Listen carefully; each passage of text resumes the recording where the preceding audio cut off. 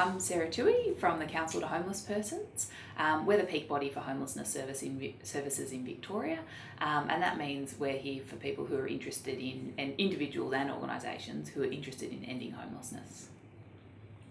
So mobile phones are incredibly important for people experiencing homelessness. Homelessness can be really chaotic when you don't know where you're going to sleep at night, and so phones can provide that continuity for people to stay connected to their community, to their family, to medical stuff.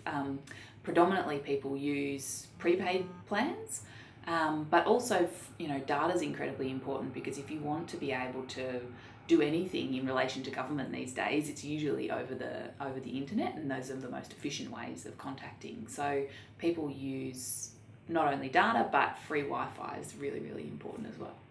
Yeah, so prepaid plans are something that people can use to manage the costs, but that means that plan will run out, and you're not able to get in contact with people. You might be able to receive calls, but making it back to to book that appointment in, getting back to people when they contact you, it just stops until whatever time you're able to recharge that plan. So that's a real challenge. The other thing is that the internet is actually central to people's day-to-day lives now. So getting access to data or free Wi-Fi is really critical for people experiencing homelessness.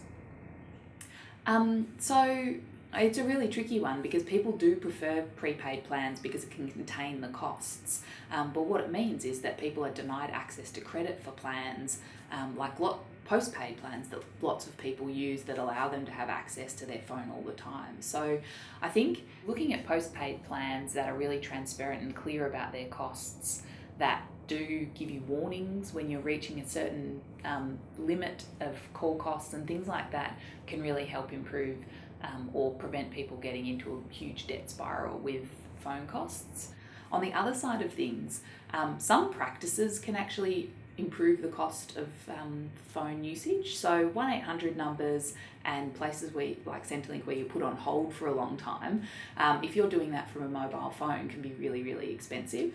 So agencies changing their practices to use callback services and things like that can actually help reduce the costs of mobile phones for people experiencing homelessness.